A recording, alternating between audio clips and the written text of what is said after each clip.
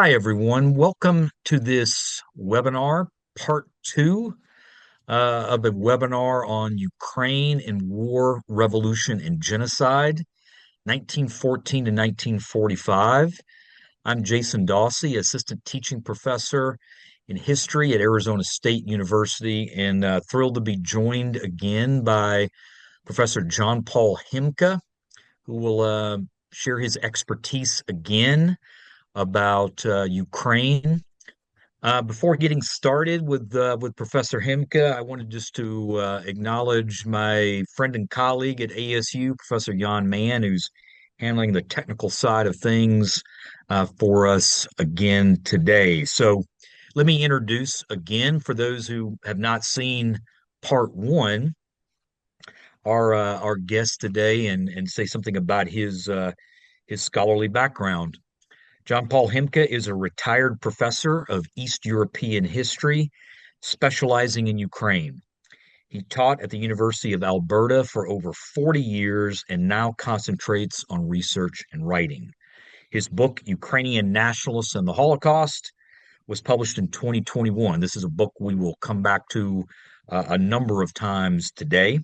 And he is currently working on the polarization of identity politics in independent Ukraine. John-Paul, it's great to see you again. Thank you for being with us. Well, thanks for inviting me.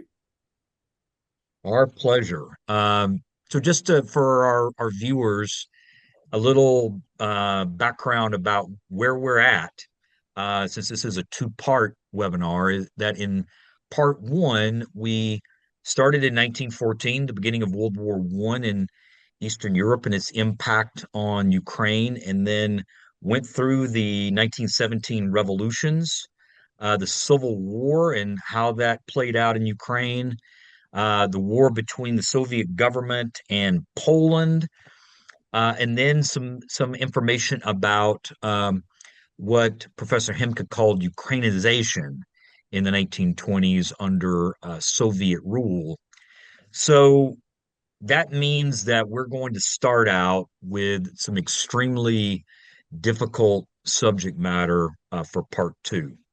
Since we ended in the late 20s, that means we're beginning here with Joseph Stalin fully in power in the Soviet Union. By this point, we're talking here 1928, 29. His major rival for power in the Soviet Union, Leon Trotsky, has been expelled to Turkey.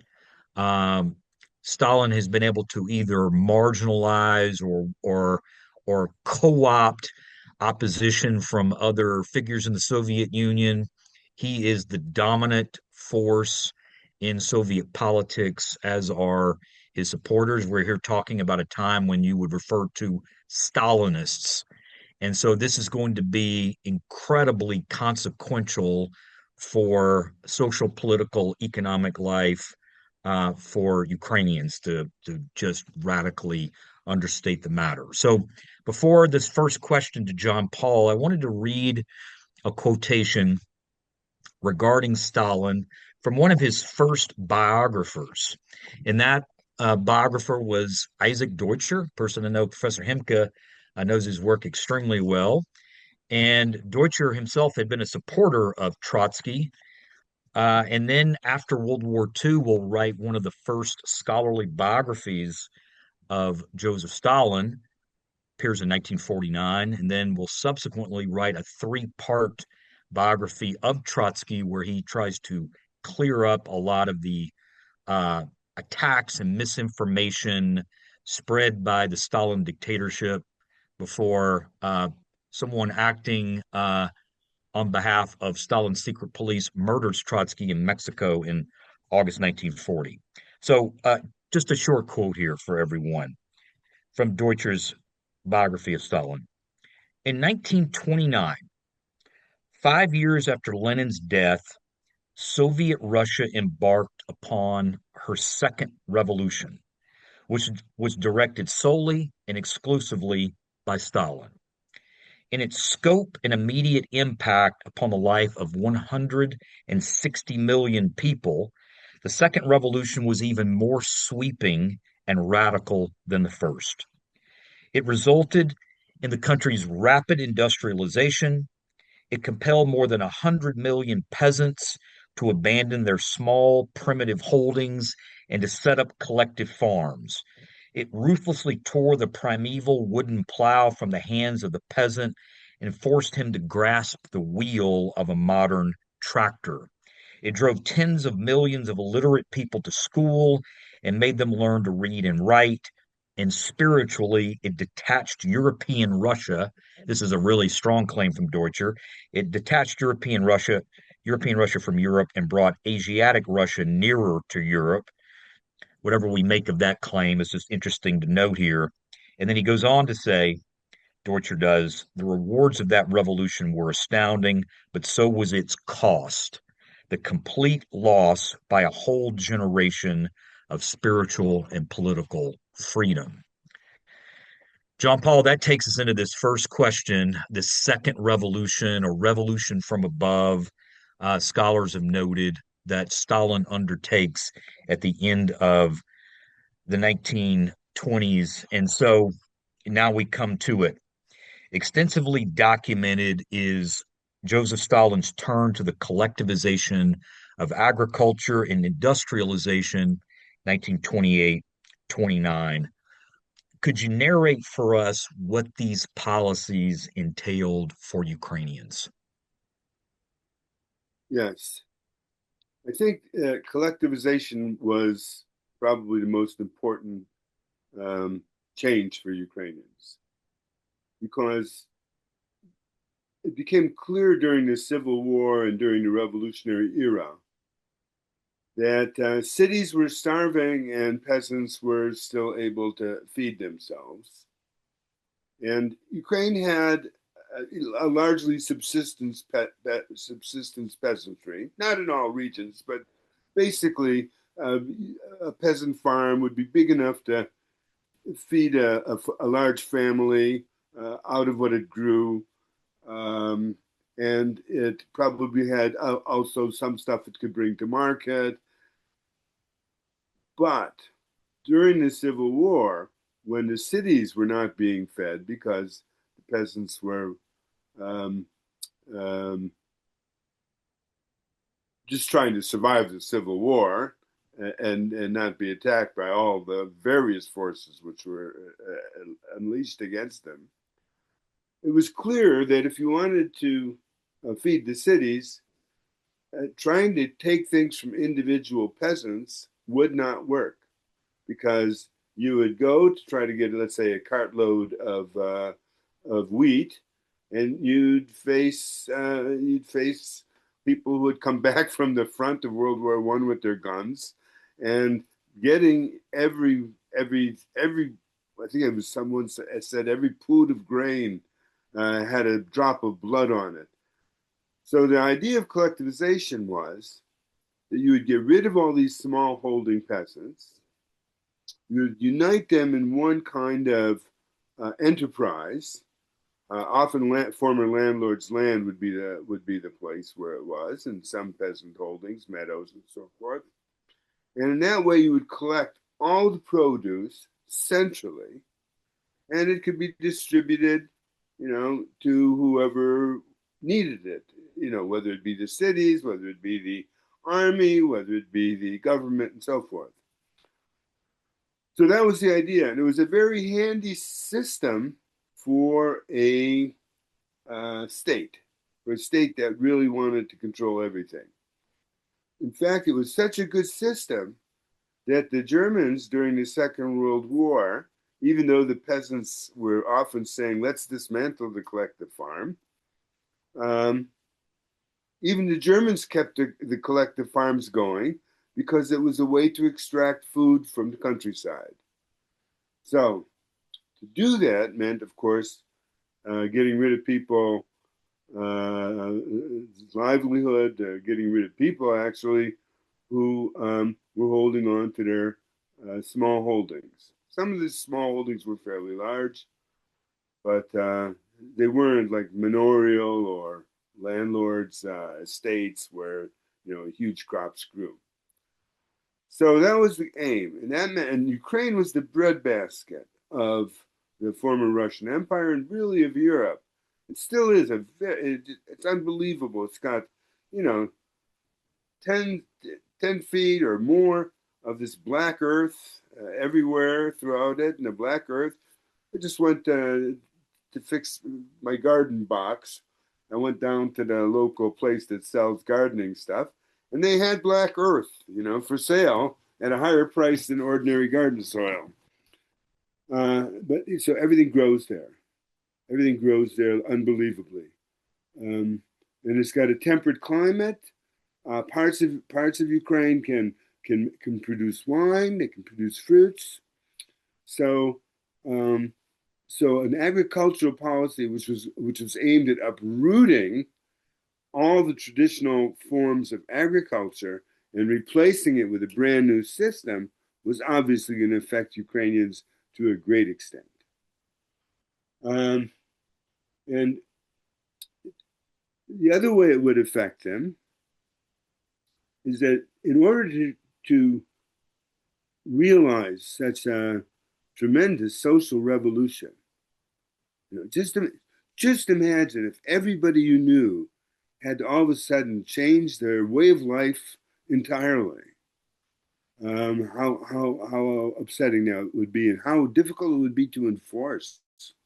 So, of course, in order to do this, the state grew ever more powerful, and the Stalinist state um, uh, met resistance, of course, to collectivization and to much else that it was doing. And the result was that it became quite, well, I would say paranoid, but perhaps is another word for it. And it was looking for enemies everywhere. Well, in Ukraine, there had been a large army during the Civil War, which was fighting for Ukrainian independence against the whites and the Bolsheviks and everybody else.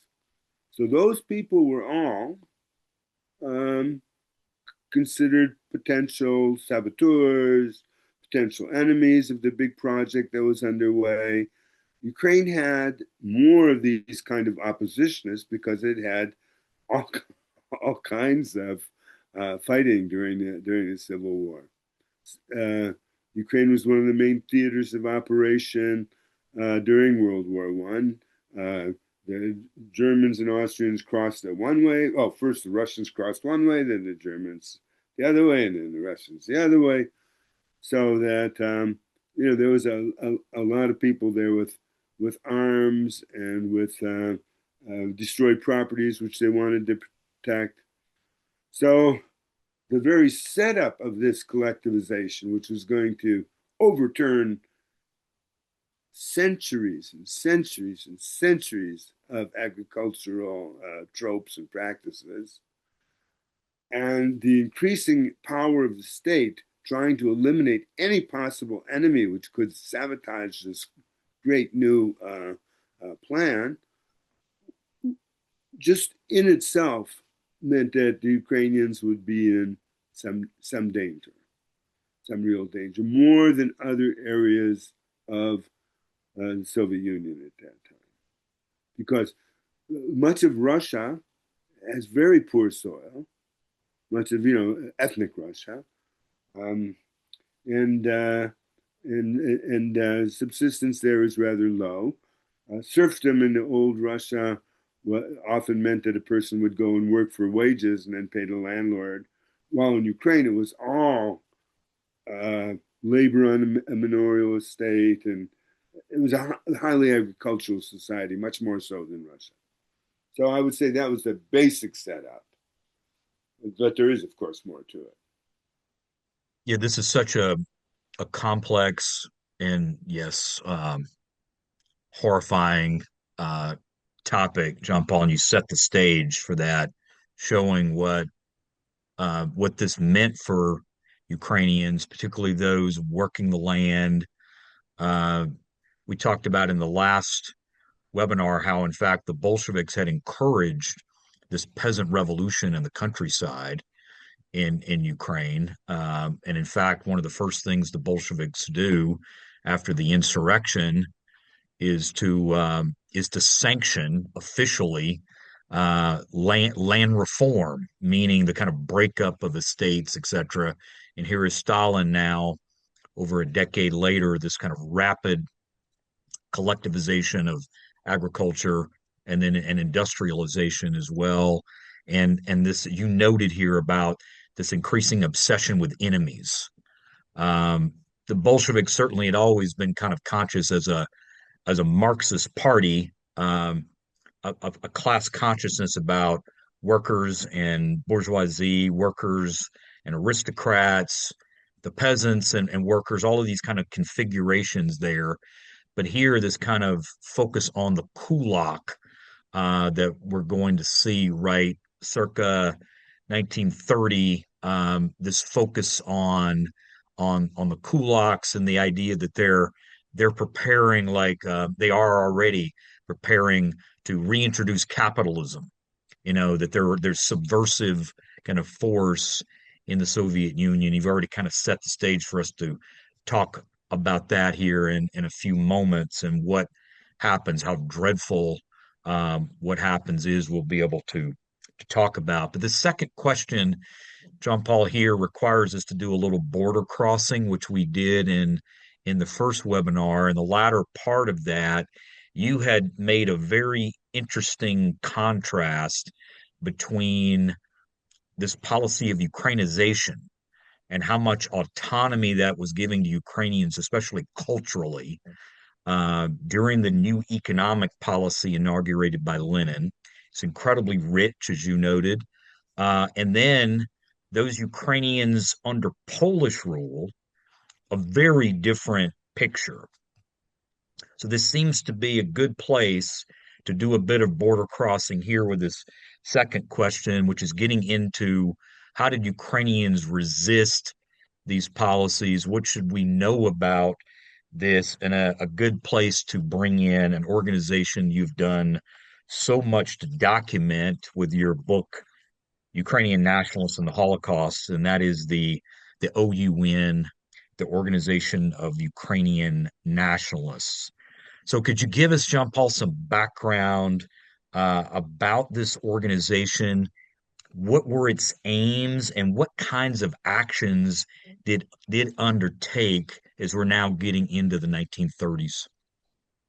Okay, first I have to go maybe remind of some things that I said earlier, which is that because of this Ukrainianization, many people from Poland, Ukrainians from Poland, went to work in the Soviet Union, working on encyclopedias, working on various intellectual projects, working in the administration, all kinds of things like that.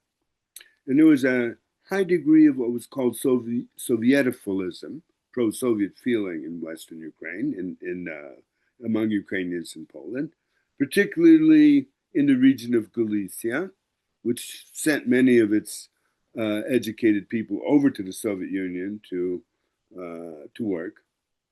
And in just north of Galicia in Poland is the region called Volhynia, and that was for a long time a communist stronghold.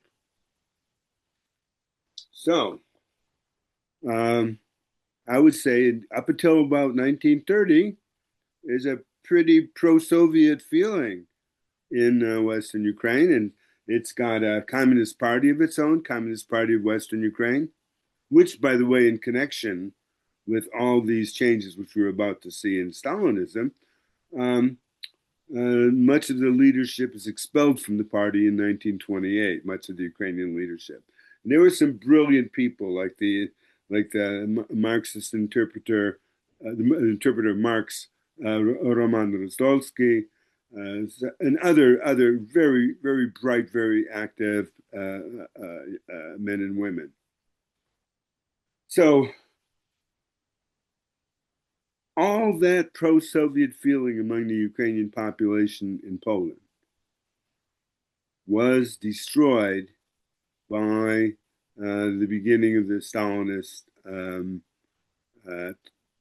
turn in the 1930s. So the collectivization, which I described, and ended up causing starvation throughout the Soviet Union, and about close to 4 million. I mean, there are different estimates, but this is the one I accept. Close to 4 million inhabitants of Soviet Ukraine died as a result of famine. The intelligent, all the Galicians, with one or two exceptions, who went over to work in the Soviet Union were arrested and eventually murdered. Um, Many of the Ukrainian intellectuals who had flourished under Ukrainization were also arrested and eventually murdered. So this just really cut off left wing, the left wing embrace of the Soviet Union and left wing parties and in general. So in this context, that that Stalin lost the Ukrainians in Poland, and the world at that time in the 1930s began to be, well, Europe, polarized. On the one hand, between the Soviet Union and the communists, and on the other hand, between the growing fascist movements in Italy, the National Socialist movement in Germany, and the Falange in Spain. And the polarization between left and right was a polarization between fascism and communism at this time. And so many Ukrainians looked to the new fascist movements as a better way to gain statehood and freedom. They now realized that they could not have hopes on the Soviet Union. They had no faith in the Polish government. And so they formed terrorist groups which began to attack the Polish regime, assassinating some people, robbing post offices, robbing banks, etc.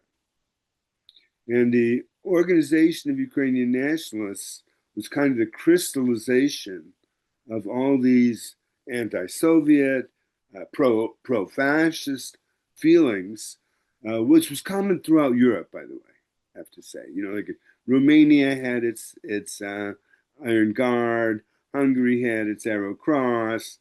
There were a lot of kind of allies of the fascists within Eastern Europe, and actually throughout Europe, but in Eastern Europe in particular. So the Organization of Ukrainian Nationalists was originally started under the influence of Italian fascism.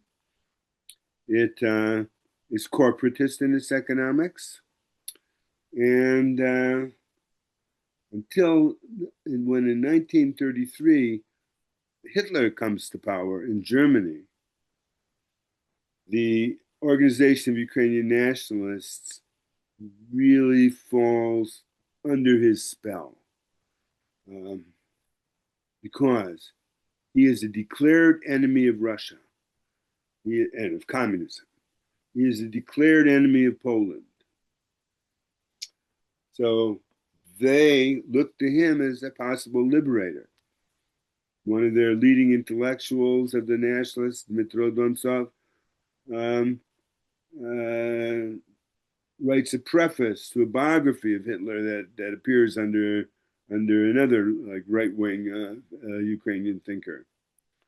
So this has a profound effect on the way the OUN, the Organization of Ukrainian Nationalists, develops, because until about 1933-34, the Organization of Ukrainian Nationalists was not anti-Semitic.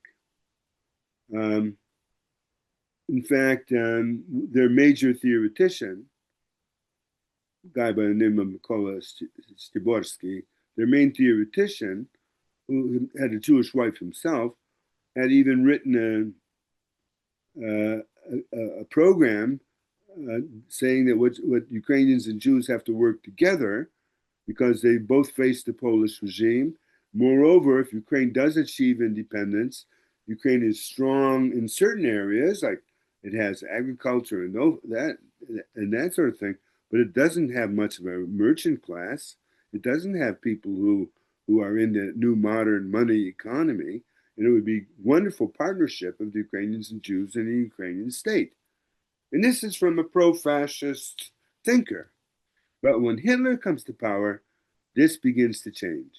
And now UN becomes, and the Organization of Ukrainian Nationalists becomes very anti-Semitic, and they also have all kinds of fantasies of killing non-Ukrainians in Ukraine.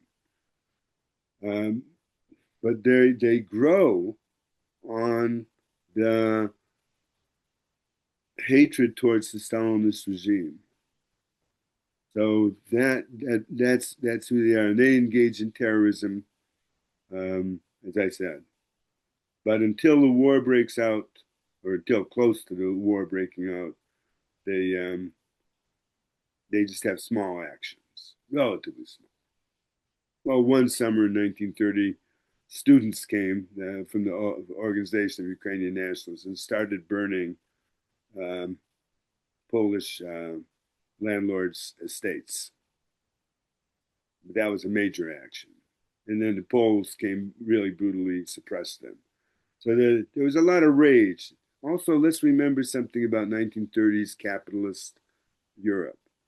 People were poor. People were desperate. Farmers in particular were desperate. Let's also remember that, as I said, in World War I, the front crossed Ukraine both ways. And when it did so, many houses were destroyed, much of the infrastructure was destroyed, people were suffering.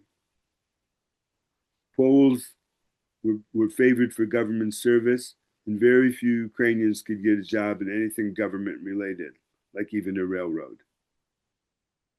So in these desperate times, people come up with kind of crazy solutions, and that's the Organization of Ukrainian Nationalists.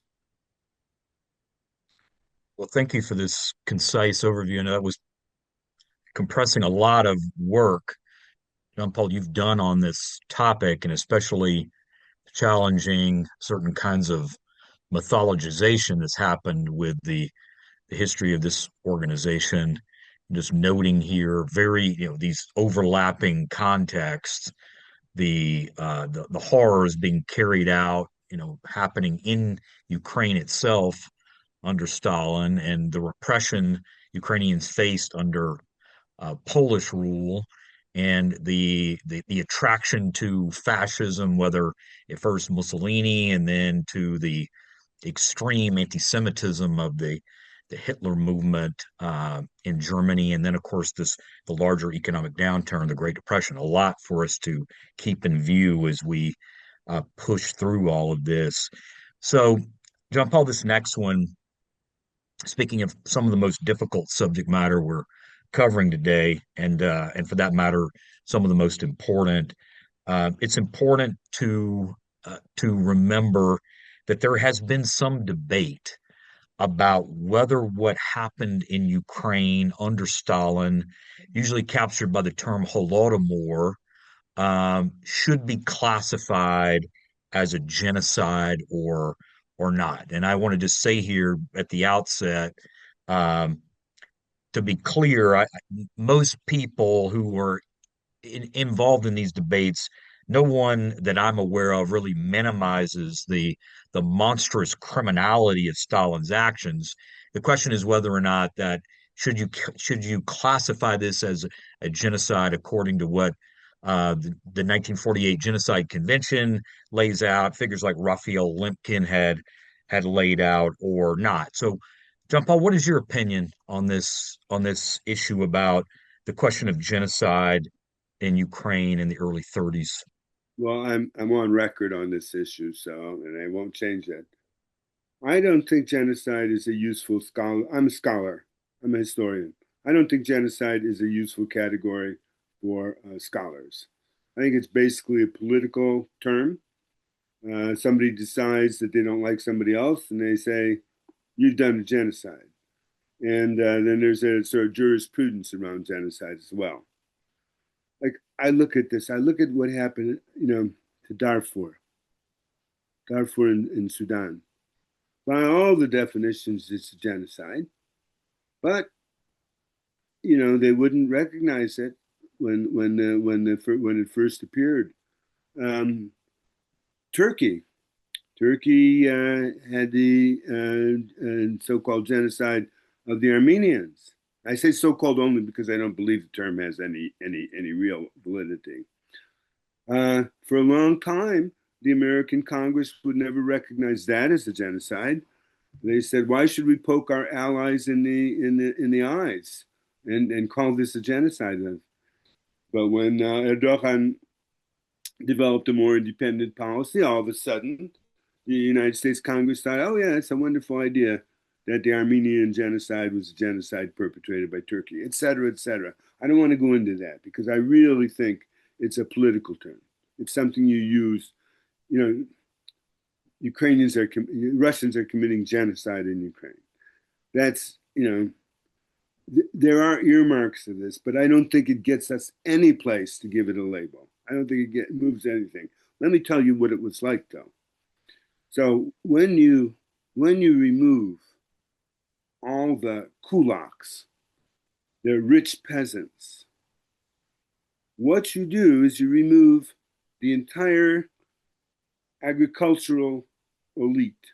They did that. They moved the kulaks into special settlements and into moved them far from Ukraine and put them elsewhere. These were people who really knew a lot about farming. I even read an account where once before they could actually deport the kulaks from a village, they forced them all into a ravine to wait months and months. And these kulaks in the ravine grew watermelons, which they were then able to sell and feed themselves with. So all these people, and in a village, people looked up to richer farmers as models. Were they getting some kind of new machinery? Were they using a different seed? All these people. There was a lot of that kind of expertise that was lost the minute they eliminated all the kulaks. And by the way, the kulaks survived much better than the poor peasants and much better than the middle peasants because the kulaks were exported to like labor camps or to special settlements usually, and there they could survive much better than a place where the famine was. So, so who replaced them? City bureaucrats who decided how to do things. And when they realized that the wheat crop was going down with every year, the experts from the city decided that they just had to plant more and more wheat in these same areas. But if you plant the same crop in the same place for several years, you're going to get weeds and you're going to get a lesser crop. And on a numerous other simple agricultural questions, the planners did not know enough about agriculture to have a viable solution. So, and if you run out of seed, you don't feed your horses. There were tractors, but still most of the work was still done by horses. You had to feed your horses. In a case of famine, though, horses are dying. So the famine, to a large extent, well, it was all over the Soviet Union, but uh, particularly intense in Ukraine. The famine was, to a large extent, the result of people who didn't know what the heck they were doing out there in the countryside, and policies that they looked for scientists like Lysenko, who's a Lamarckian and imagined. Well, actually, I don't think he was a total fool, but bad science, but science that buttressed what the regime wanted to do. Geez, I wonder whether that happens now in America or something. Anyways, so they had bad advice. So that was a catastrophe. Then to you had to quell unrest because people did not easily do this. They did not easily give up their land for the collective farm. It was a process, and they had to be herded. One of the most dangerous jobs early in the collectivization was to be a collective farm chairman, because if you didn't get the results that the regime wanted right away, you'd be arrested. And that was not a nice thing under Stalinist rule. So, um, so there are all these errors, and there is this unbelievable in scale social experiment which went wrong. And then they had the resistance to the peasants. This was all centrally determined. So basically, people, well, Stalin, Molotov, Kaganovich, right? They were the ones who were really behind this change. And in theory, it's kind of a good change. You take the agricultural production and use it to fund industrialization. So the Soviet Union was doing precisely that. It was using collectivization as a place where they could extract resources from the countryside and use those resources, sell the wheat on the market, sell other things, other agricultural produce on the market, and use that money to invest in machinery for the new industrialization. So in theory, it kind of works, but it doesn't work if you don't have enough agricultural production. And that's what they didn't have because they were screwing it all up. And peasants were not as eager to work on their collective farms as they were on their own personal farms. I mean, all you have to do is I mean, it might be human nature, but I'll tell you about Ukrainians and former Soviets. Used to be that if you went into an apartment building there, the whole place stunk of urine because people were urinating in the hallways, and there was a mess always. But if you walked into one of the individual apartments, everything was pristine, clean. There's this kind of the collective is out there, and I have this kind of private thing I'm attached to. And I think that you see that in peasant agriculture. When it's your garden, when it's your land, you know how to work it, you know what you want to do, you know you have to feed a family. The incentives are different. So under collectivization, the incentives became force. And it was almost like a return to serfdom in some ways, that it was, forced labor on an estate, which was, of course, a sovkhoz or a kolkhoz, collective farms. So there was quite a bit of opposition.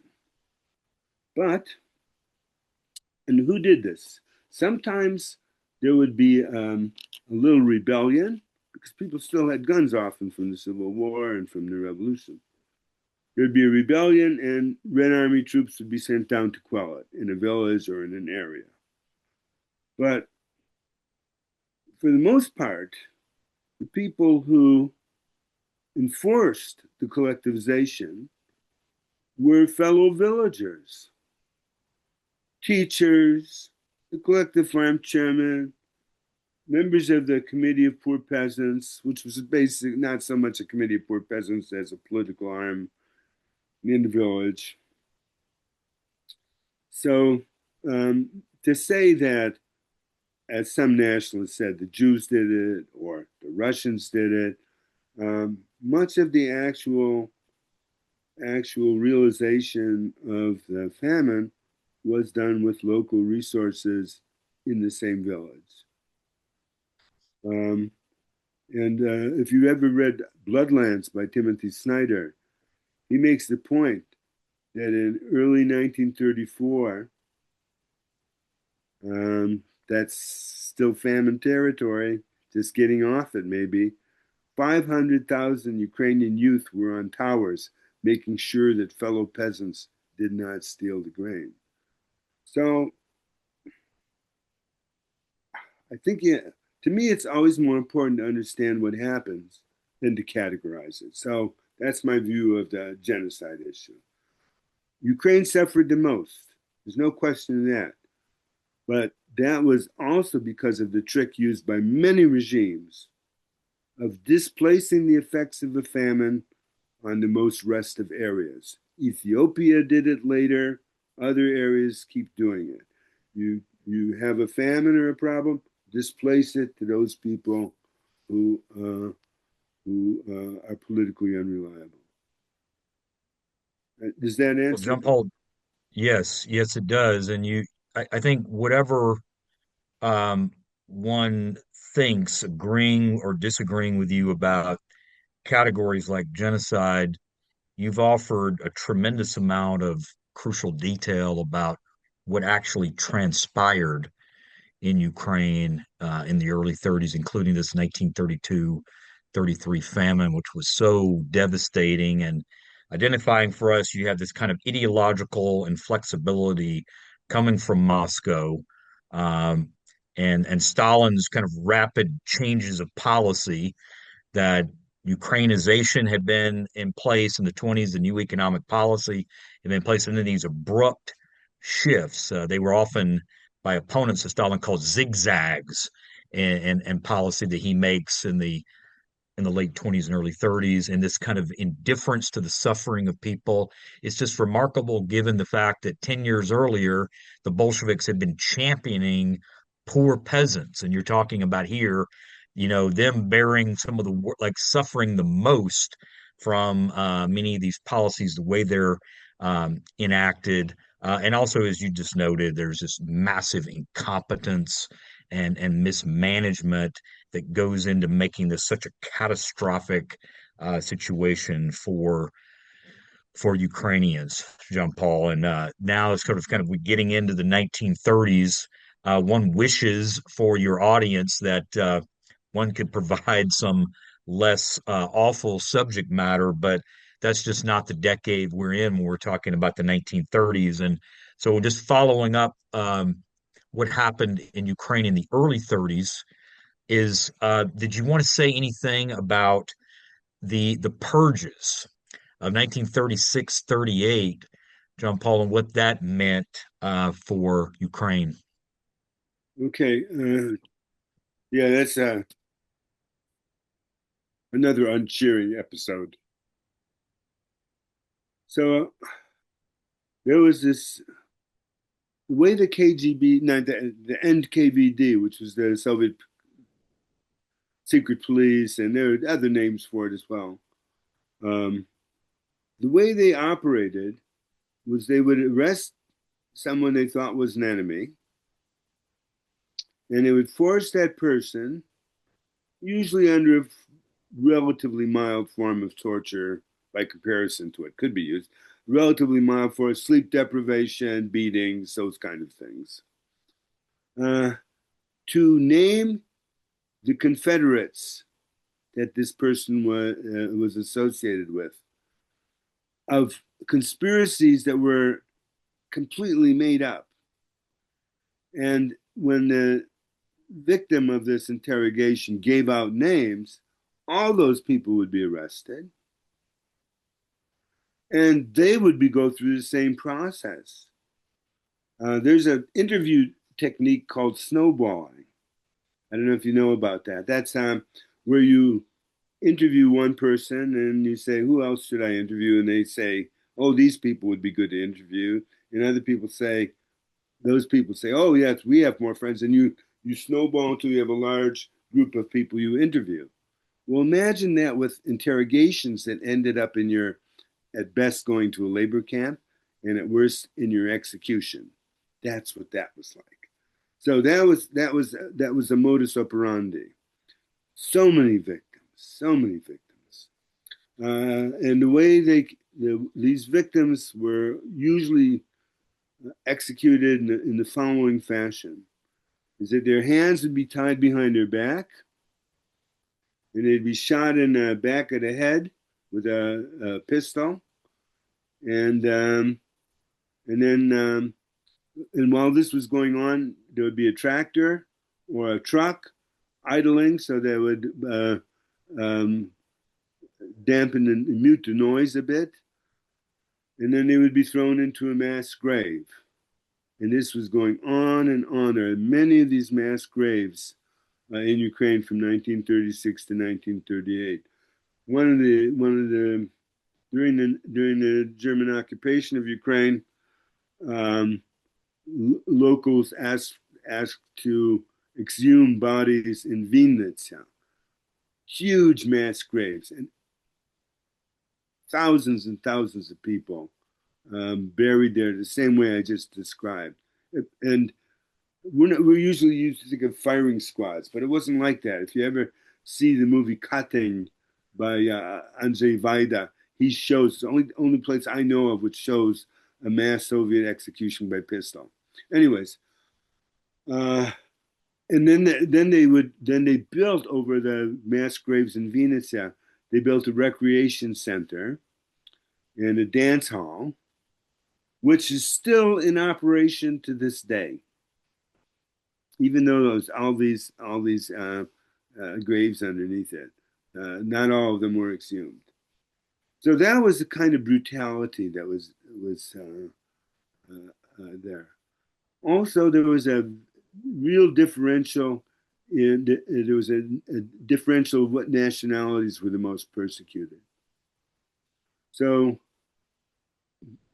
36 to 38, most of the Polish population of Ukraine in its pre-1939 borders, most of them were killed. They were by far the largest targeted group of any nationality in Ukraine. And then came Ukrainians, not all of them, but those who were politically unreliable or connected with peasant resistance or might have been connected with peasant resistance. So it was a very, very brutal time. People laid low. People didn't really trust each other very much. It was hard, though, hard for them to totally believe what was going on. Uh, people don't like to. People don't really like to think things are as bad as they are, and you see that later in the Holocaust. The Jews, for a long time, don't want to realize that they're being killed entirely. They're thinking, well, it'll stop here. Now this wave is gone. People don't like to do it. So that most Soviet citizens went carefully about their lives. So it was a hard time. Oh, This is yeah, this is just so really like staggering the information you're giving us, just about the scale of it and the utter brutality of it, these mass executions. I have seen that film you you brought up, Katyn, about the massacre of Polish officers in Russia in 1940, 15 to 20,000. People will argue about the numbers, and it is so unsettling to see how this is carried out, how the NKVD um, carries out killing these thousands of men all at one time and then burying them in a mass grave, and how there was a precedent already, as you're noting, with in places like Venetia and Ukraine with the purges. And it's also, I think, good to mention here, John Paul, that you mentioned these outlandish charges. Often people are talked about conspiracy and they're saboteurs, etc., and how so many of these old Bolsheviks are put up on trial, these show trials, after being forced to confess under torture to working with Trotsky, who typically ends up being the figure kind of that Stalin claims is behind all of these conspiracies, and he's not only just trying to working with these internal enemies, but Trotsky supposedly working with the Gestapo in Nazi Germany. It claims that he's working with the Mikado in Imperial Japan. He's working with the U.S., the British, the French, the capitalist democracies. So he turns out you get this really not so thinly veiled anti-Semitic stereotype of Trotsky as a string puller. And Trotsky is, of course, Jewish, and he is from Ukraine, from the area around Kherson is where he's from. And so it's interesting how Ukraine, so much of this comes back there, even when people are so understandably attentive to the early 30s. But what's happening there in 1936, 38, you're reminding us there is a lot of horror that happens there just a few years after the famine, after the starvation and the outright repression by the Red Army of resistance. And now, having done all of this, John Paul, we're now on the eve of World War II, in this, and there's more to come. And I think for our audience, it's easy, I think, to overlook, because of the fact that Hitler initiates the war against Poland that officially starts World War II in Europe, about the Soviet side of that and the role that the Stalin regime, how Ukrainians play a part unintentionally in the Soviets coming into the war. So the Stalin regime partly justified its invasion and partition of Poland, part of the non-aggression pact with Hitler, Nazi Germany. They enter the war September 17th, 1939, as intervening, John Paul, to end Polish persecution of Ukrainians and Belarusians. As you've already identified first, there has been some real persecution of Ukrainians prior to that, and Stalin is now using this as a pretext. So could you talk us through what the conquest of Poland, 1939, and then the Soviet seizure the following year of Bessarabia and northern Bukovina they take from Romania. What did this entail for Ukraine? Well, um, in the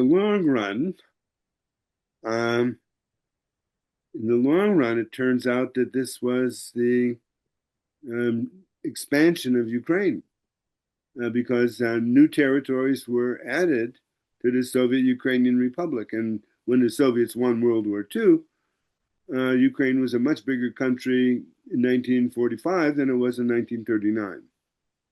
So this is the way history works. Somebody does something really evil, and there's an advantage to it later on.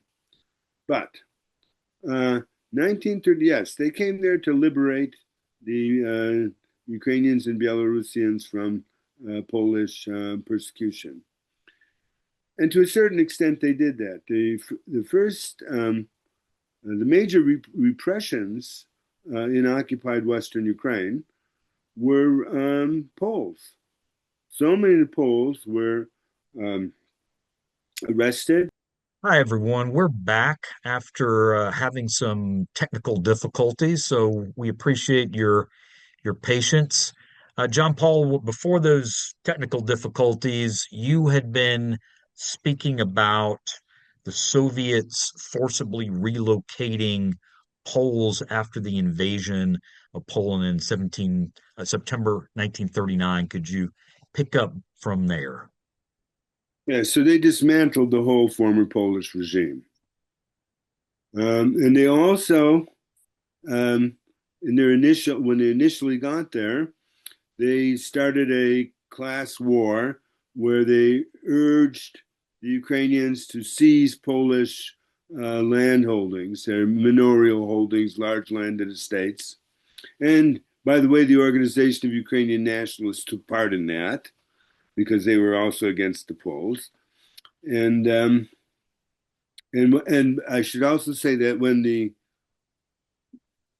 Poles retreated, the Organization of Ukrainian Nationalists would, when they could, take their ammunition and their arms and incorporate it into their own arsenal. So there was more guns floating around the place. But for the Soviets, they got rid of the Poles, who had been there, some of them for 500 years, 400 years, a long time. Not the same individuals, of course, but the descendants of Poles who had lived there for a long time. But they also began arresting their political enemies. One of the first groups they looked for were Trotskyists and national communists, former members of the party, the Communist Party of Western Ukraine. So they found a few of them and they killed them on the spot. The Marxist theoretician Roman Rozdolsky managed to escape into the German zone and eventually ended up in Auschwitz. So, uh, and life really changed before the Soviets took it in 1939.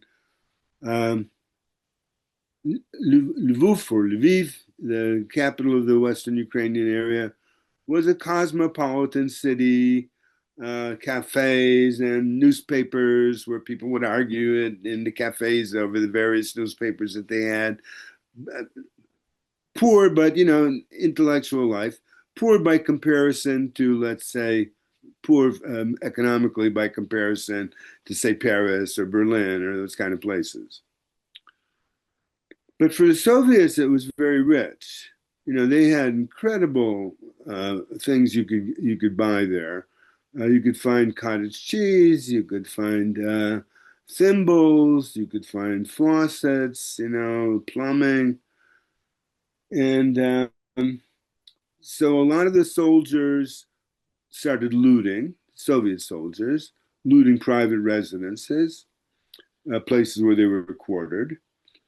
And the Soviets then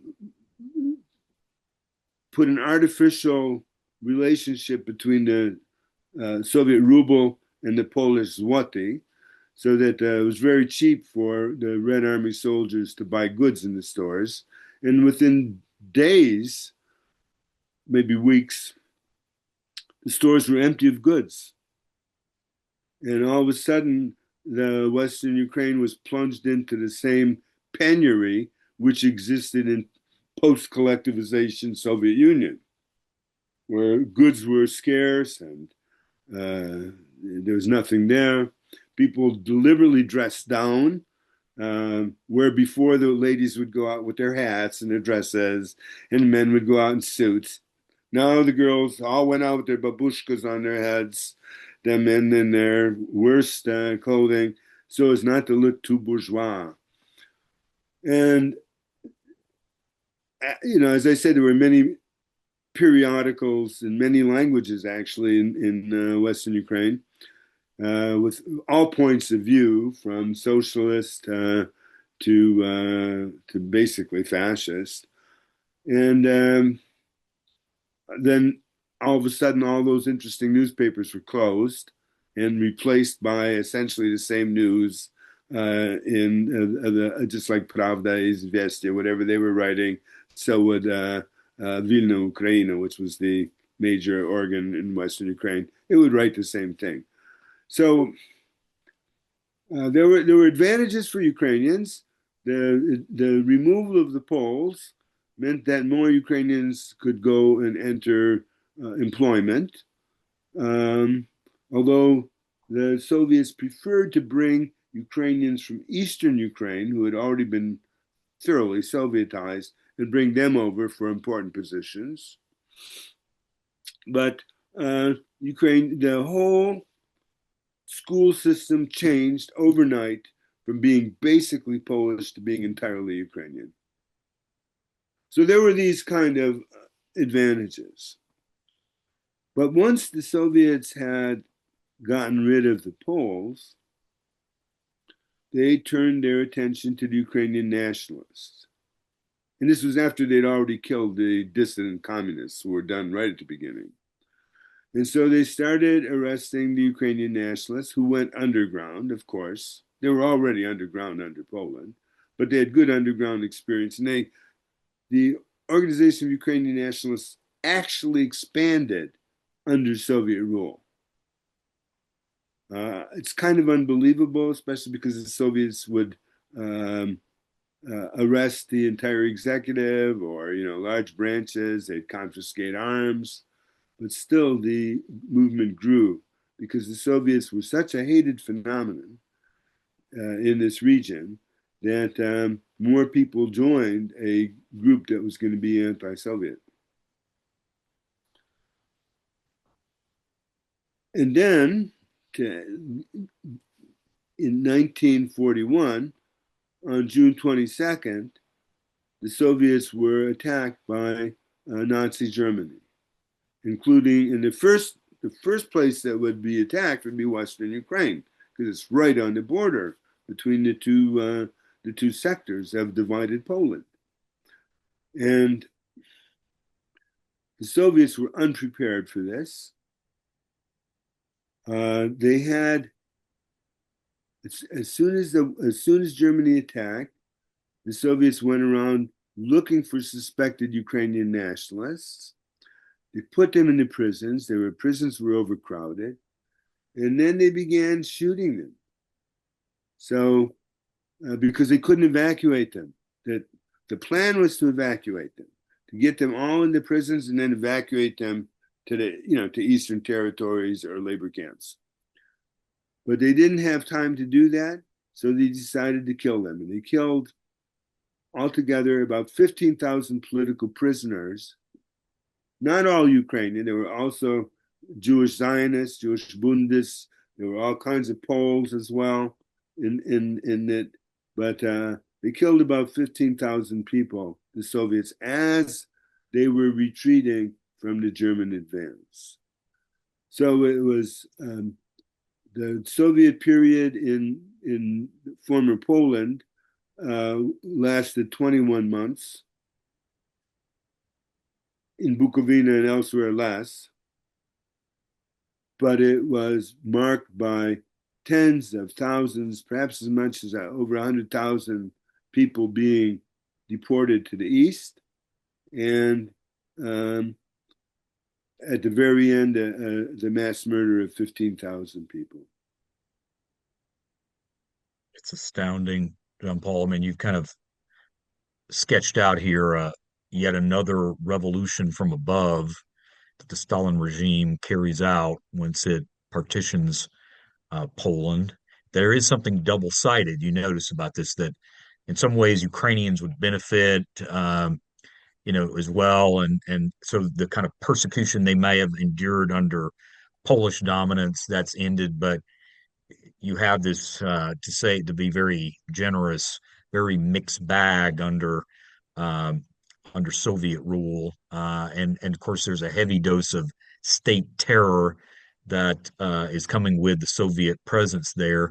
I do want to note for our audience that you mentioned Roman Rozdolsky, that he's this really impressive Marxist intellectual who, you noted, ends up in Auschwitz, survives, comes to the United States actually after World War II, and settles in Detroit, Michigan, where I am. And my advisor, Moshe Postone at the University of Chicago, was among those really influenced by this brilliant interpretation of Marx's Capital that Rozdolsky works on. So he has this long post-war um, story as a leftist intellectual in the U.S., and people were influenced by him.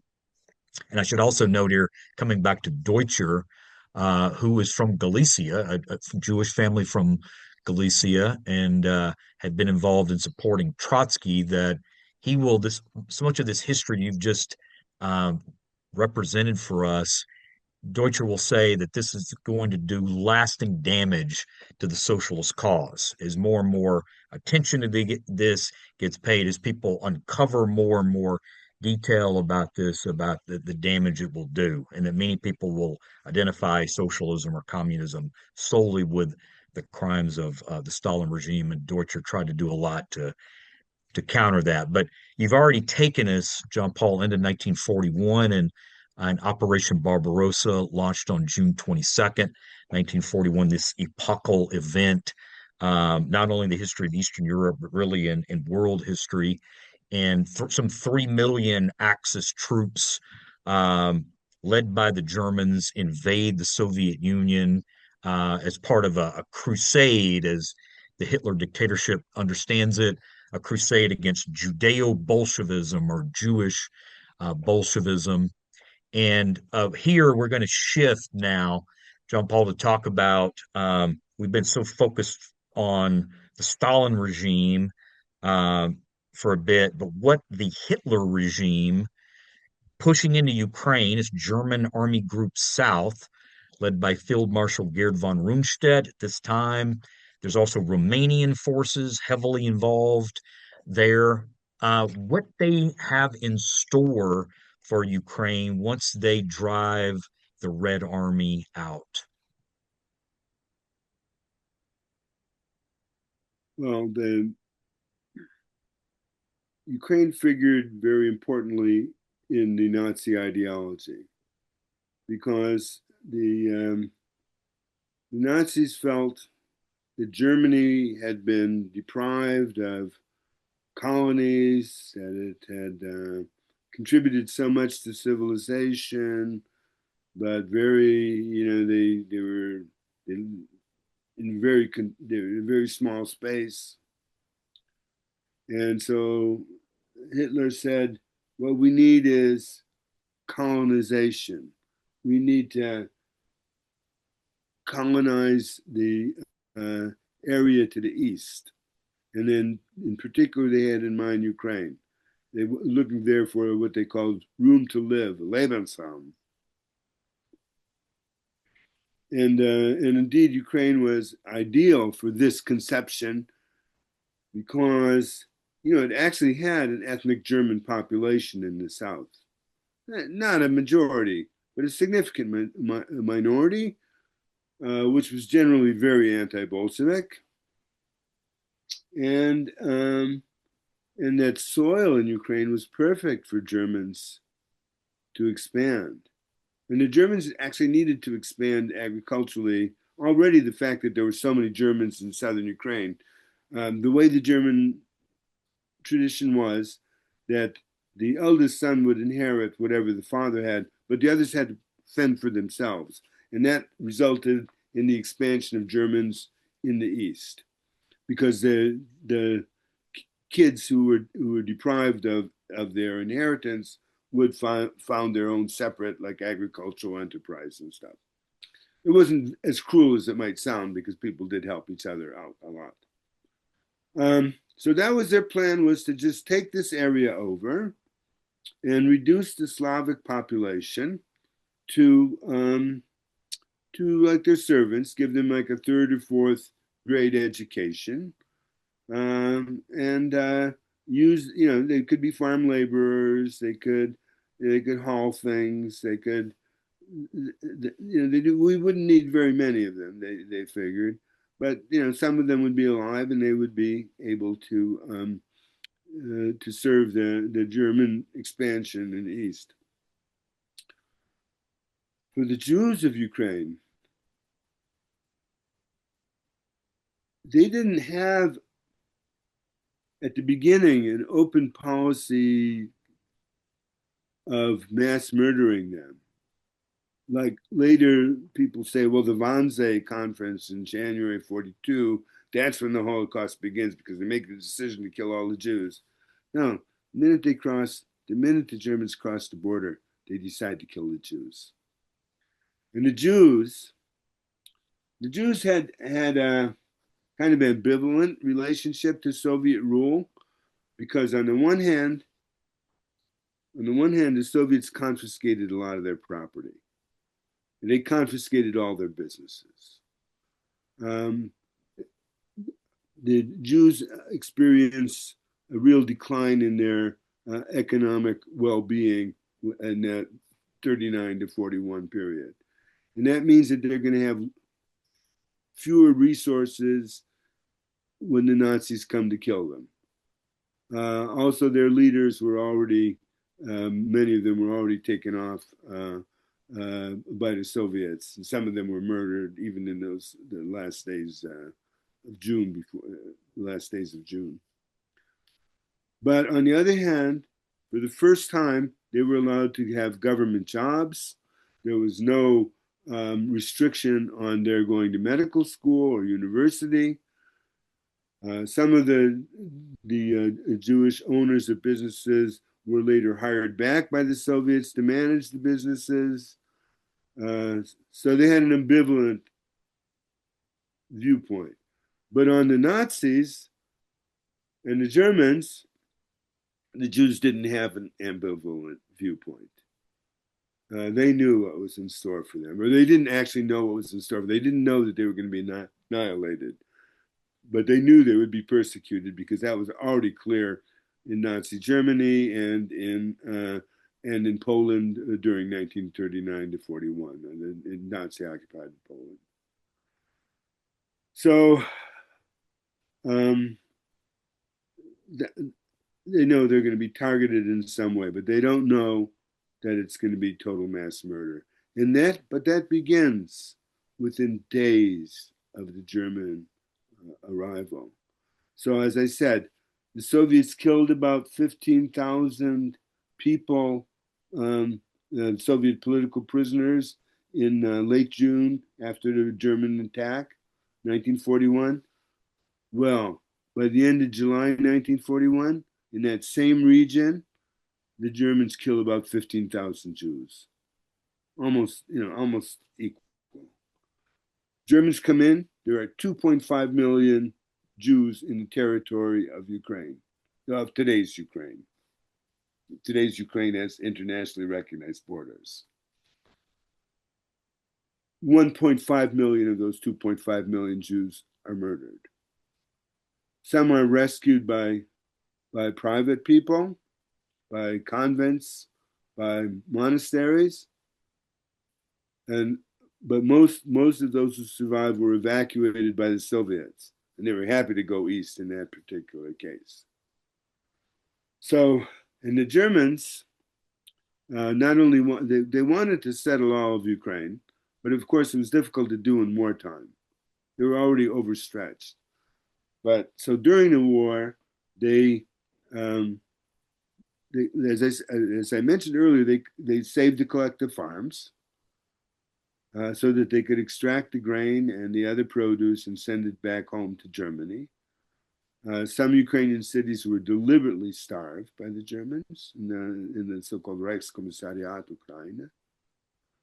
And many people were rounded up, youth, for slave labor, shipped to Germany where they worked in factories and in agriculture to replace the many Germans who were invading their own country.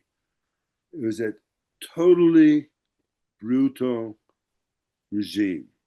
Although parts of Ukraine had a less harsh encounter with the Germans, and other parts had just as though they were attacked by a ferocious beast. Yeah, you're not holding back anything here, John Paul, and I think that's really appropriate in terms of capturing this. Like it's the level of barbarism we're talking here is simply kind of inconceivable when you start looking at what happens once German-led forces cross the border into Ukraine, and I think for many people watching this are already familiar with the term Einsatzgruppen, these special SS-led task forces, Nazi security personnel, Gestapo, etc., other there's different groups a part of this, often auxiliaries that they recruit um, as well. But four of these Einsatzgruppen that kind of go from uh, up near, Leningrad with Army Group North, all the way to Ukraine, the Crimean Peninsula. These groups are operating behind German army lines, cooperating with the German army. Uh, as you note here, the killing starts right away of Jews. They first go after um, boys and men of military age. And then, certainly by August, we know that the Einsatzgruppen are murdering women, children, the elderly. They're just wiping out entire Jewish communities. So much of this has been detailed by Father Patrick Desbois in a book that has now become the reference point for so many people interested in this history, the Holocaust by bullets, and that phrase has now become um, vital to the lexicon that we have about the Holocaust in Ukraine, in the Soviet Union, um, in Eastern Europe.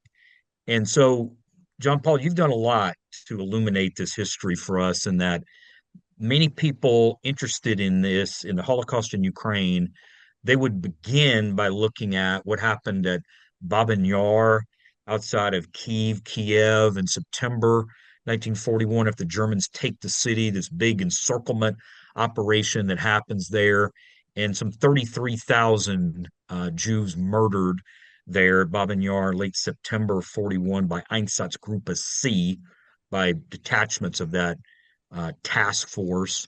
But you've pointed us to the case of a massacre in Lviv that often does not get the attention of Babin Yar. So could you tell us about this case?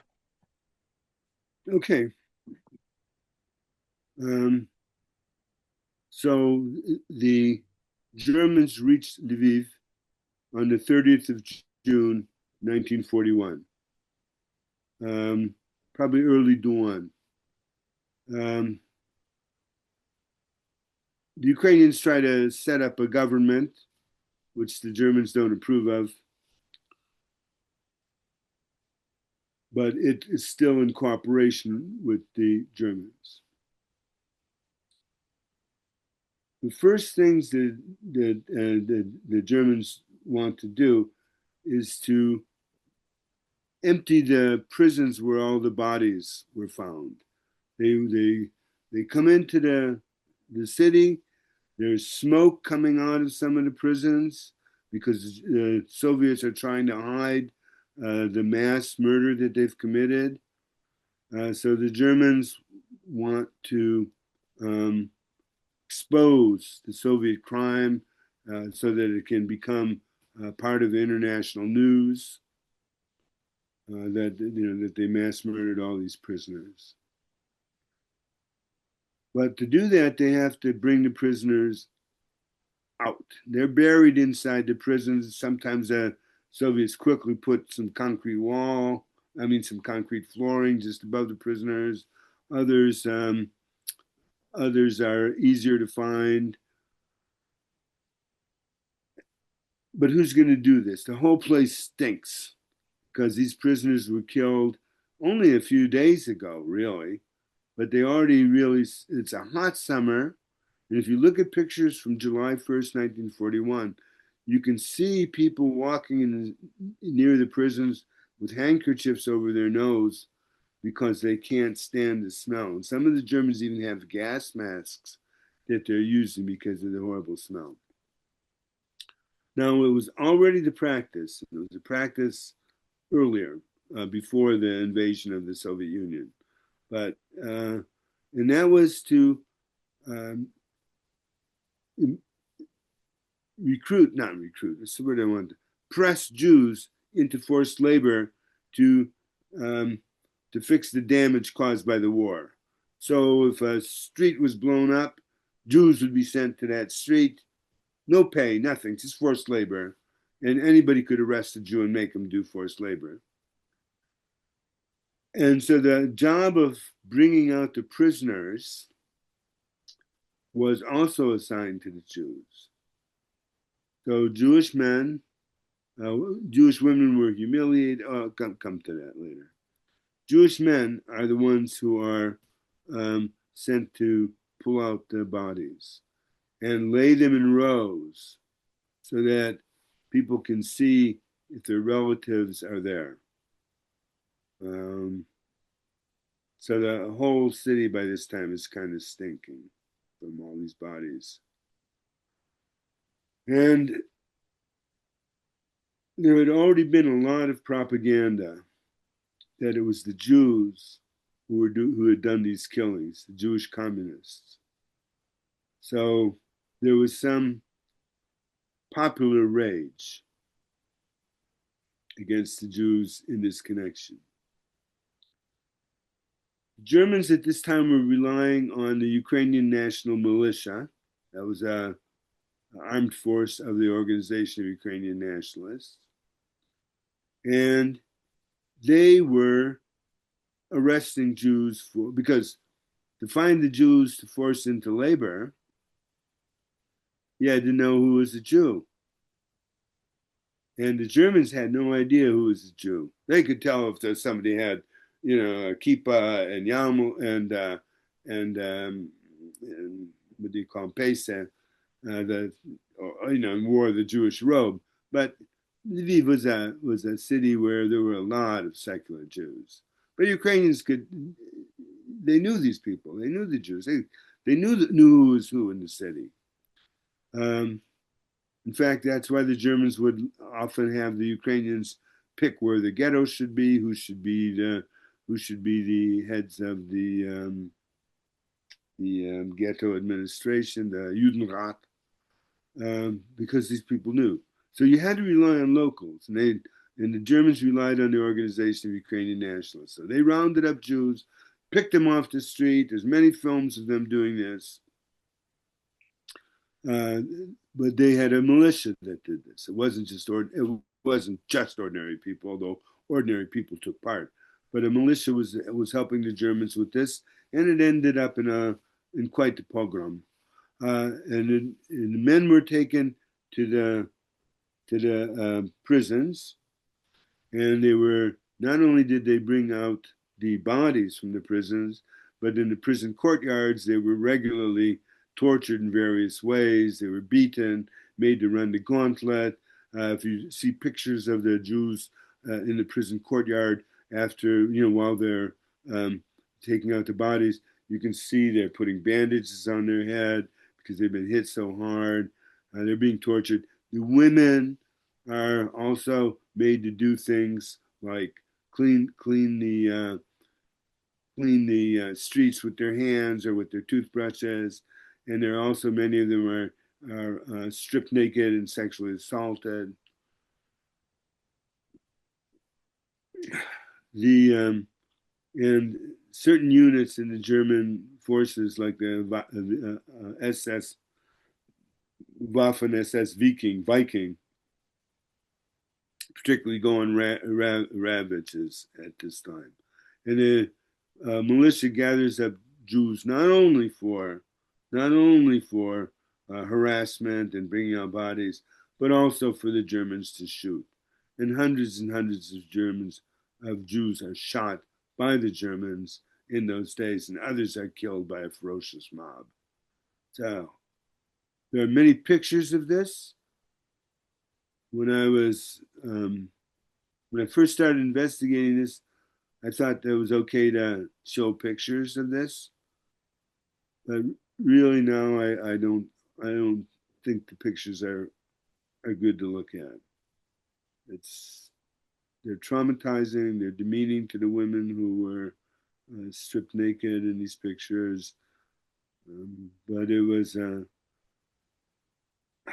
I call it kind of a carnival crowd. That is people who now say they're just city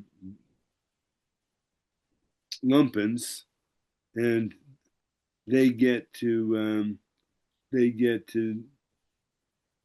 beat up and to insult people who were better dressed than they are, people who seem to be under the Soviets privileged, although they weren't really privileged. They were just allowed things that the Poles never allowed them to do, like work in the government. So it was a brutal thing, and it's unbelievable to me what people do to each other. But the longer I live, I'm the more I see of this outbreak, this violence, this bloodlust. I appreciate your willingness to talk about that. I know the subject matter is so grim, onerous, that if we would just have been talking about how the Stalin regime had been fostering these revolutions from above, as opposed to from below.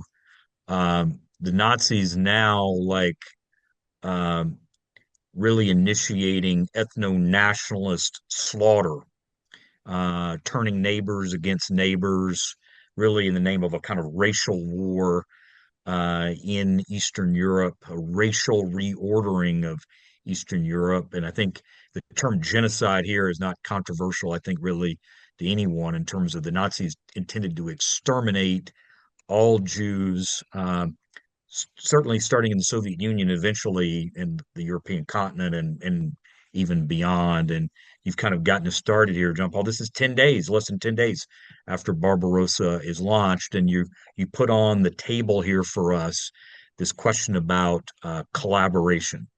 And that brings us back, right? Does it not to the Organization of Ukrainian Nationalists, to the UPA, the Ukrainian Insurgent Army, and what it does now that the Soviets are being driven out of Ukraine and the Germans are invading, occupying, and planning to colonize Ukraine, starving significant numbers of non-Jewish Ukrainians and annihilating European Jews, what the OUN, UPA, where they fit into this story now.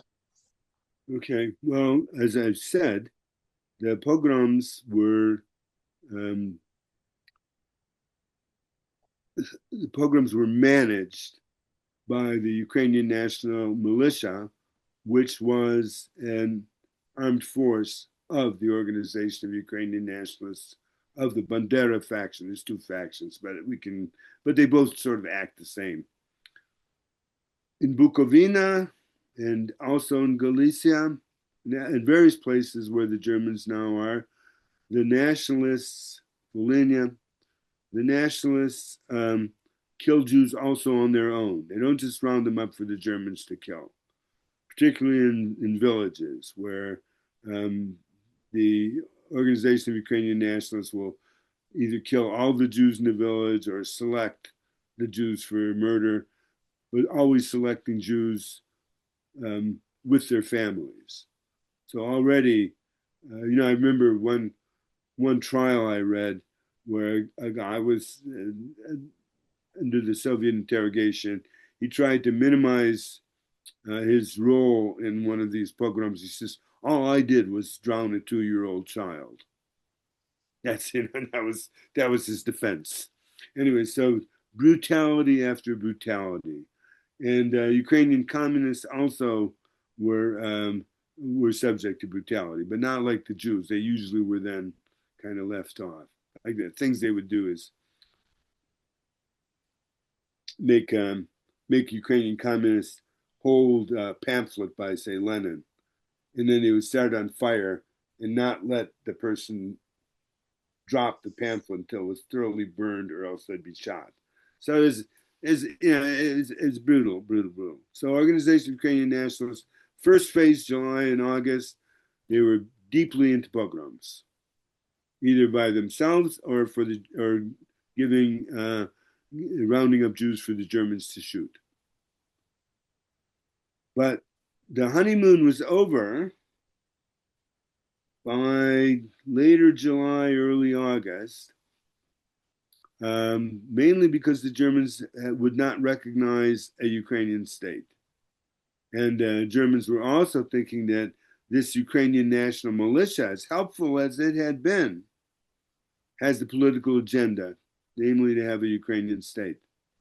So they dissolved those militias and decided to replace them with a Ukrainian auxiliary police in the Western areas and with other police forces elsewhere in Ukraine. Why do they want this? Well, they want it, first of all, because they don't trust the nationalists. But also, they want to build up a large force. Himmler wants to do this because he now sees, already by August, that you can kill a lot of Jews, maybe all of them, if you get the manpower built up for it. So he builds up police forces in Ukraine, but also in other countries, like Latvia, places like that. They build up police forces that were going to be involved in helping with the roundup of the Jews. They were ordinary police forces as well. They would investigate robberies or something like that. But one of their main purposes was to be um, um, an instrument of the destruction of the Jews. So the former militiamen apply to become members of the police. Um, Although at first the Germans say, well, no, we can't really have all these OUN people, these organizations, Ukrainian nationalist people. Eventually, most of the militiamen can go back and they go into the police. Not most of them, but a good percentage of the militiamen end up back in the police. So these are people who belong to the organization of Ukrainian nationalists or have been employed by them in their armed force. And other members of the Organization of Ukrainian Nationalists also join the police. They want to dominate the police. They have actually a they have a leader, a group, a whole unit, well, a leader that's underground within the Ukrainian police that works for the Organization of Ukrainian Nationalists. They also have expeditionary groups that go to the east of Ukraine, and they also try to organize the police forces there.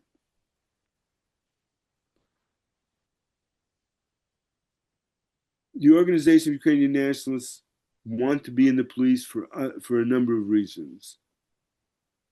The main one is that they get something like quasi-military training in the police. They can go to police school. They learn how to handle weapons. And since the Germans are stretched all over Ukraine, because they've just gone so far, they don't have the manpower to really manage it properly. The police forces, the nationalist thinks, could eventually outnumber the Germans. If there's 10 policemen and one German, and the number of these police were growing, especially as the Holocaust proceeded. The nationalists also used the police for all kinds of other things. They could get documentation through their being in the police. They could give false documents to people. They even sold false documents to Jews. False identity papers. They could arrange the release of other Organization of Ukrainian Nationalist members who were arrested by the police. They could do a lot of things. They could get access to a radio, which in wartime is very important. So the police was strategic. But one of the main duties of the police was to eliminate the Jewish population. And from the spring of 1942 until the summer of 1943, one of the main tasks of the police is to help in the elimination of the Jewish population of Ukraine. So it's a major thing they have to do. I've read the documents of the Lviv police. They're involved in clearing the ghetto in two major actions, in the March action of 1942 and the August action of 1942. And then the final action comes in June 1943, where the ghetto is totally liquidated. The police are important because they know who the Jews are. They're the ones who will be able to gather them up for the Einsatzgruppen to shoot. Einsatzgruppen can't just go to a village and say, hey, all you Jews, come out here, we're going to shoot you.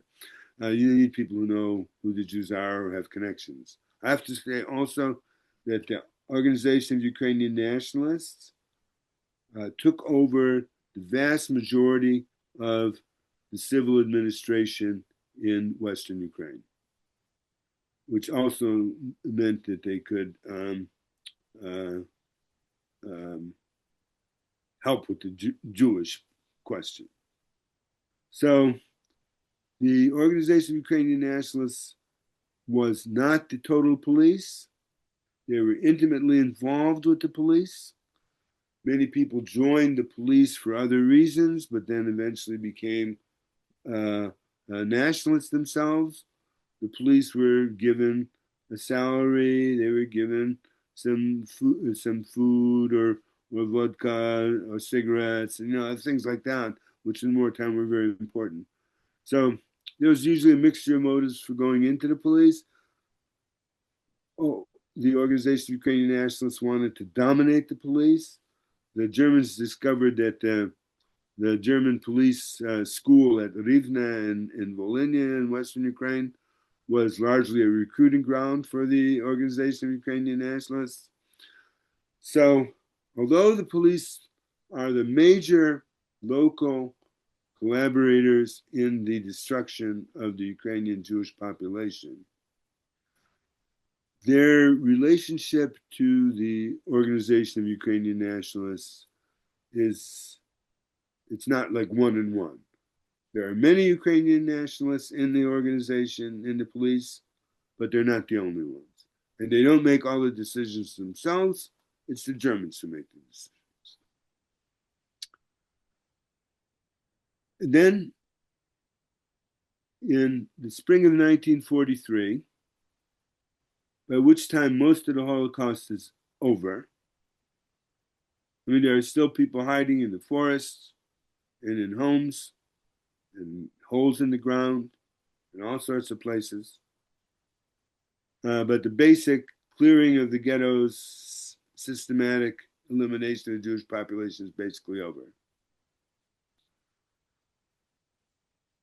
At that time, also, spring of 1943, the Germans are losing the war. They've been defeated at Stalingrad. By the summer, they're going to be defeated at Kursk. It's a real turning point in the war. And it's clear that Germany is going to lose the war. Also, there's a real danger that the population is going to, particularly in Volhynia, that the population is going to support the Soviet Red partisans. And Volhynia is part of a large tract of forest area that stretches across Ukraine.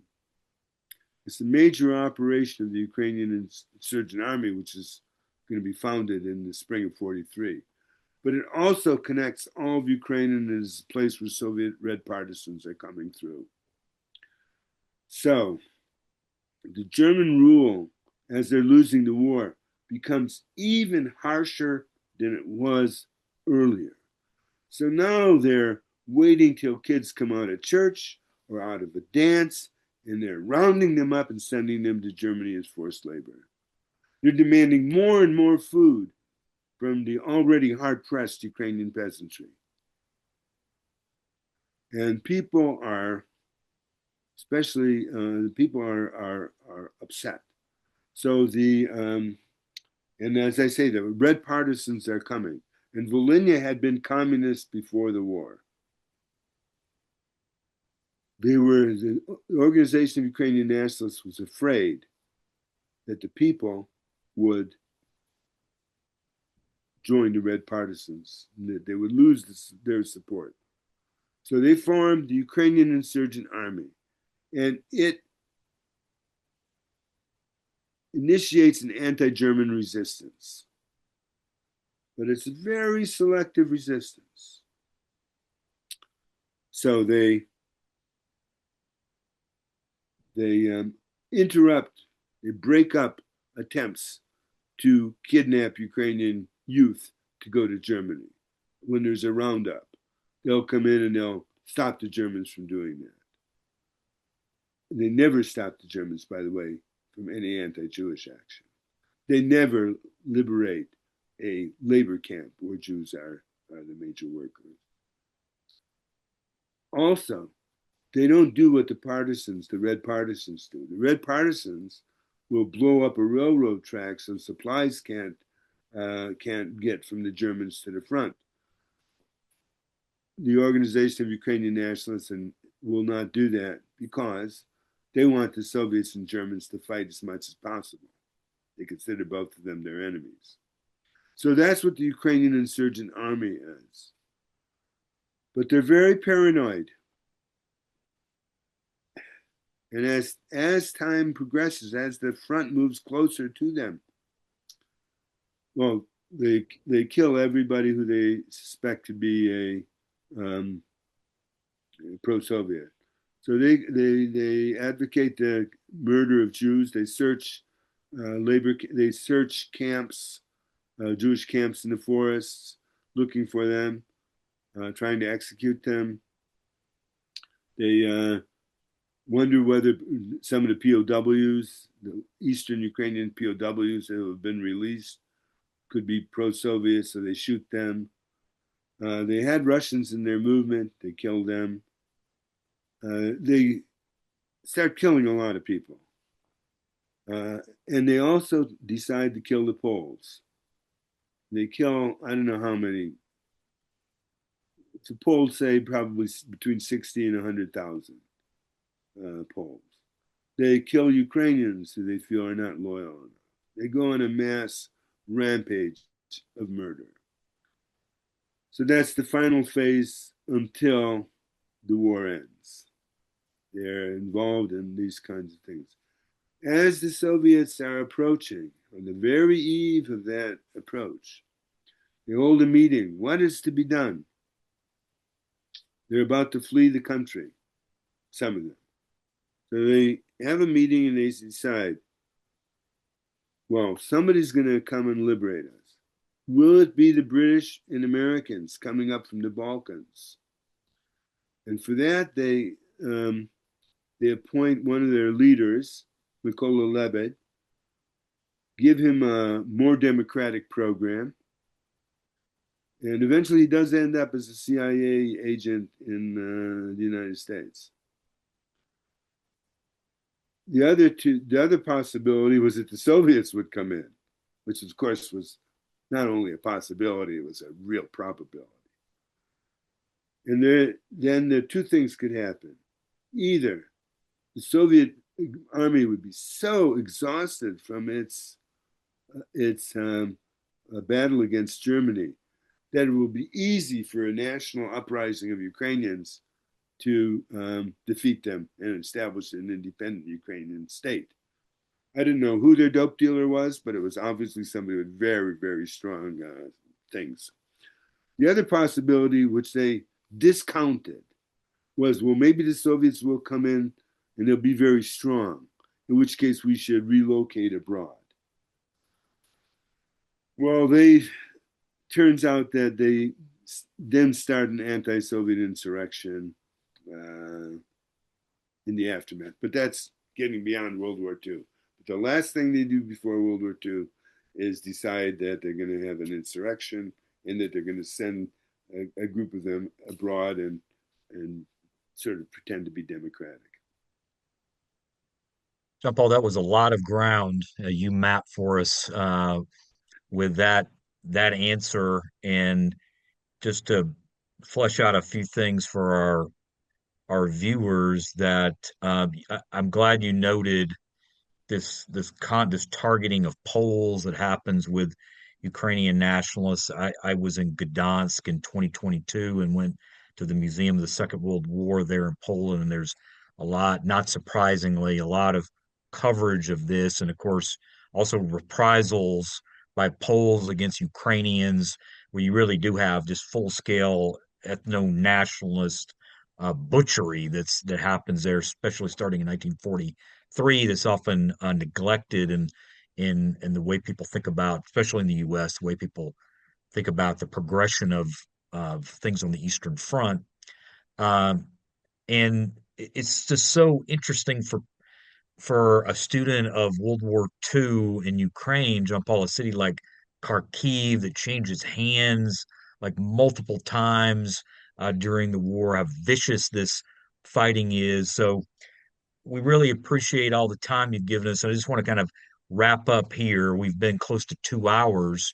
is the Soviets obviously reconquer Ukraine 1943-44.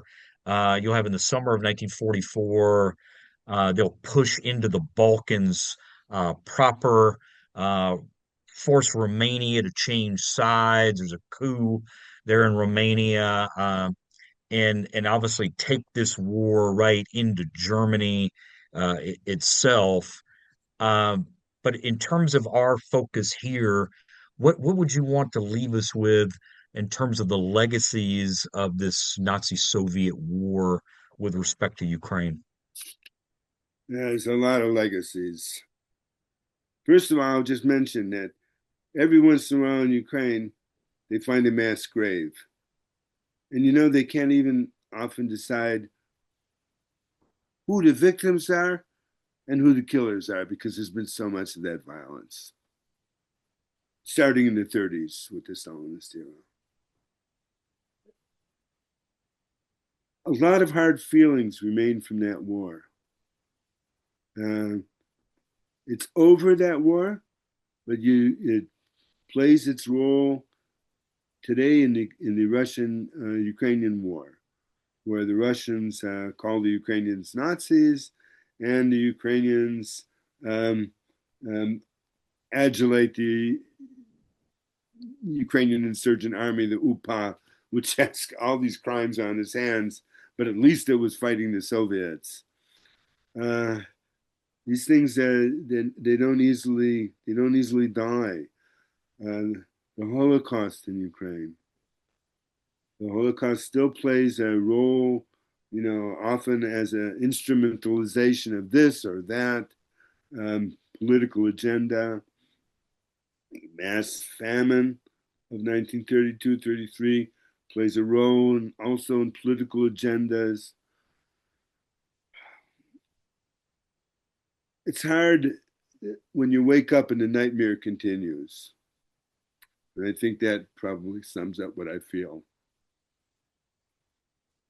There's this phrase that people often quote from Marx about the past weighing like a nightmare on the living, and how this 1914, 1945 period in the history of Ukraine weighs on the present as we're well into the third decade of the 21st century.